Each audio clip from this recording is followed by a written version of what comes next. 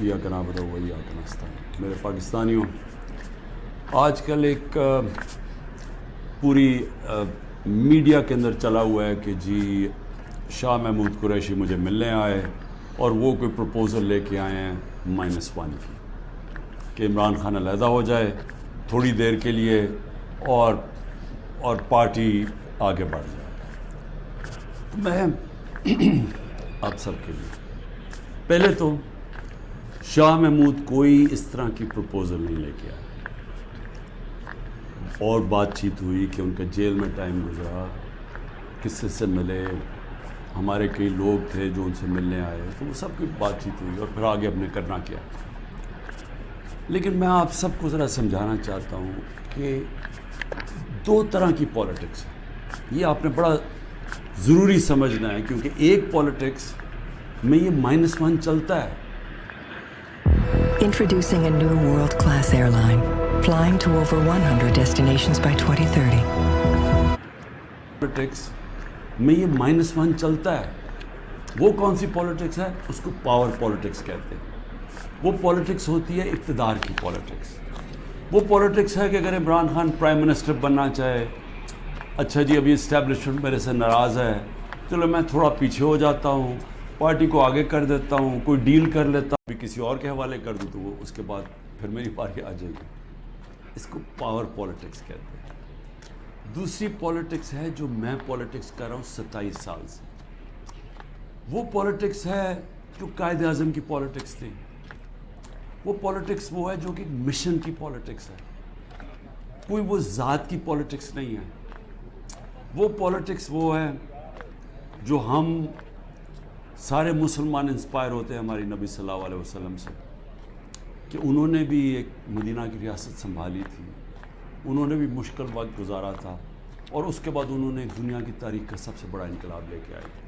اور ہم تو کبھی ان کے اپنا سوچ نہیں سکتے کہ ان کے جوتوں کی مٹی کے قریب بھی ہوں، لیکن قرآن میں ہمیں حکم ہے کہ ان کی زندگی سے سیکھو، ان کی سنت سے سیکھو۔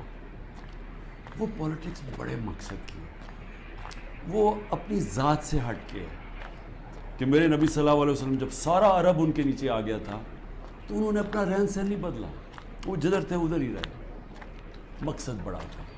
تو ہم تو ان سے انسپائر ہوئے ہوں۔ میں تو نہ پالیٹکس میں آتا ہی نہ کبھی، تو میں نے جو انصاف کی تحریک شروع کی تھی، یہ مدینہ، اور کہا تھا کہ اسلامی فلاحی ریاست ہمارا مقصد ہے۔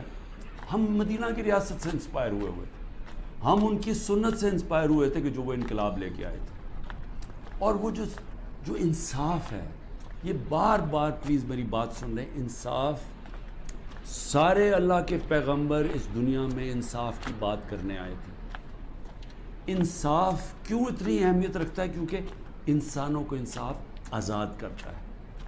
فرعون کیوں قرآن میں برا سمجھا جاتا ہے؟ انسانوں کو غلام بنایا تھا اس نے ظلم کر کے۔ کیوں نبی صلی اللہ علیہ وسلم دنیا کا انقلاب لے کے اور چھوٹے سے انسانوں کو بڑے انسان بنا دیا؟ کیونکہ انصاف سے آزاد کر دیا، لا الہ الا اللہ نے لوگوں کو آزاد کر دیا۔ تو جو میری تحریک تھی انصاف کی، وہ اصل میں آزادی کی تحریک تھی، کیونکہ انصاف آئے گا تو لوگ آزاد ہوں گے۔ اور جو میرا سارا تجربہ تھا دنیا کا، جو مغرب کو میں نے دیکھا، تو وہاں کیوں لوگ جاتے ہیں نوکریوں کی، کیوں وہاں خوشحالی ہے؟ کیونکہ لوگ آزاد ہیں۔ لوگ آزاد کیوں ہیں؟ کیونکہ وہاں انصاف ہے، رول آف لا ہے، حقوق کی ان کے انصاف کا نظام میرے حقوق کی حفاظت کرتا ہے۔ وہاں یہ حرکتیں نہیں ہو سکتی جو پاکستان میں ہوتی رہی ہیں۔ اور میں یہ بھی کہتا ہوں کہ میرے اپنے لوگوں کو، میں اپنی ٹیم کو بتاتا ہوں کہ اب آپ کو پتہ چلا جو ہمارے پر جب ظلم ہوا، کہ کیسے پاکستان کا کمزور طبقہ، مزدور، ہاری، کسان، جو کمزور طبقہ ہے، غریب، وہ چھابڑی والا، چھوٹے دکاندار، چھوٹے صنعت کار، یہ ہر وقت ان کو اس کا ظلم کا سامنا کرنا پڑتا ہے۔ جب وہ طاقتور کے سامنے آتے ہیں، ان کے پاس کوئی ان کی حفاظت کرنے کے لیے نہیں، ان کے تحفظ کرنے کے لیے نہیں، ان کے فنڈامنٹل رائٹس کو کوئی کسی قسم کا تحفظ نہیں۔ اور اس لیے تھانہ کچہری پٹواری کی پالیٹکس ہے، کیونکہ جو ان کا رائٹ